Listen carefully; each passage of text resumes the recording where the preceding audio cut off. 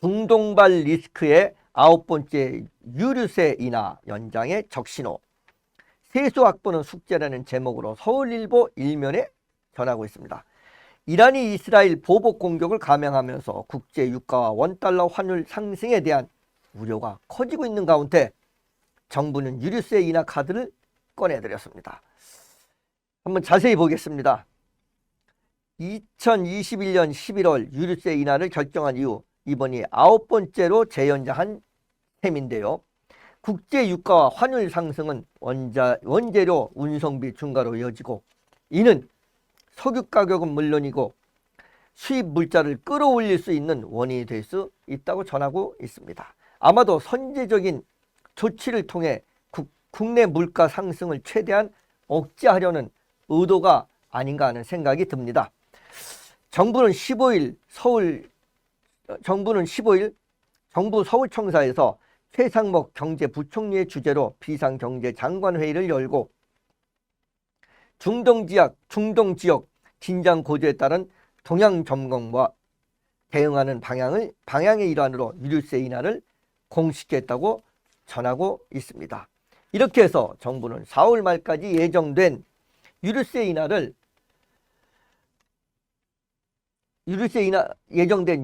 조치를 6월 말까지 2달 동안 추가 연장하기로 했다고 합니다. 인하율의 경우 휘발유는 25% 인하한다고 하며 경유와 LPG는 37%를 인하한다고 합니다. 이와 함께 경유와 압축 천연가스의 유가에 대한 연동 보조금을 추가 연장할 방침이라고 하고 있습니다.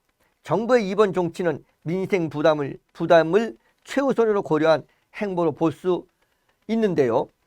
중동의 상황이 불리한 만큼 국제 유가 상승에 따른 국내 영향이 본격화되기 전에 유류세 감세라는 대책을 통해 가계 부담을 최소화한다는 방침을 내세우고 있습니다.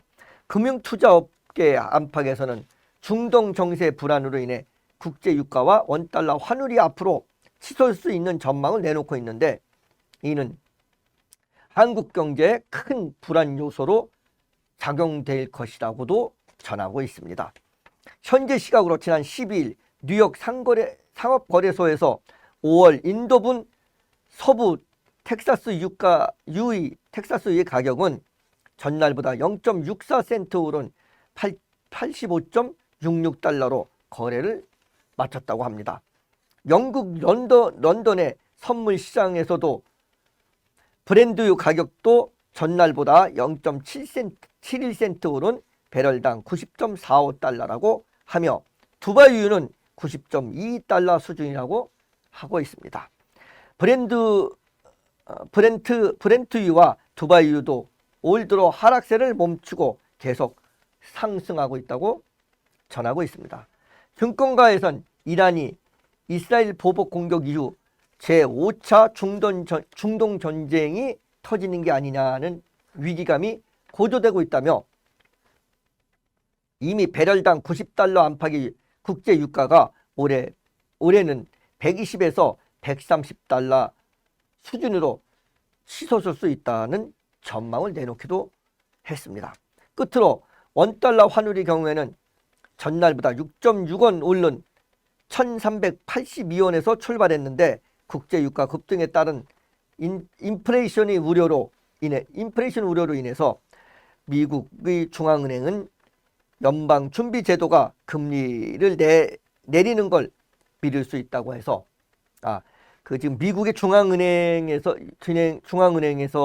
연방준비제도가 금리를 내리는 걸 미룰 수 있다고 지금 하고 있습니다. 그 금리를 내리려고 했었는데 그걸 좀 미뤄야 되겠다, 미룰 수도 있다라고 얘기를 합니다. 이런 이유 때문에 우리나라의 그 원화가 1,400원대로 지금 치솟을 수 있다는 관측이 있다고 하면서 서울일보 일면의 뉴스시발로 전하고 있습니다.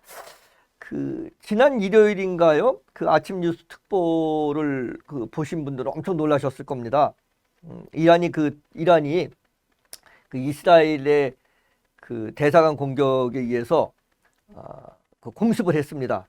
그 소식을 듣고 그 아마 걱정들을 그 많이 하셨을 거라고 생각합니다. 그 중에서 가장 큰 게 일단 이란과 이스라엘이 뭐 이란이 전쟁에 끼어들기 시작하면 확전되기 시작하면 기름값이 오르는 게 아닌가. 기름값이 오르는 건 분명하거든요. 이런 게 아닌가. 또 그 기름값이 오르면 우리나라 경제에 어떤 영향을 미치나 그 많이들 그 놀라셨을 텐데 그 매년 매번 그 중동 전쟁 중동의 어떤 그 분쟁이 그 우리 그 서민들의 그 고통으로 다가오고 있습니다. 우리 중동 전쟁이 더 이상 그 확전되지 않기를 바랄 뿐입니다.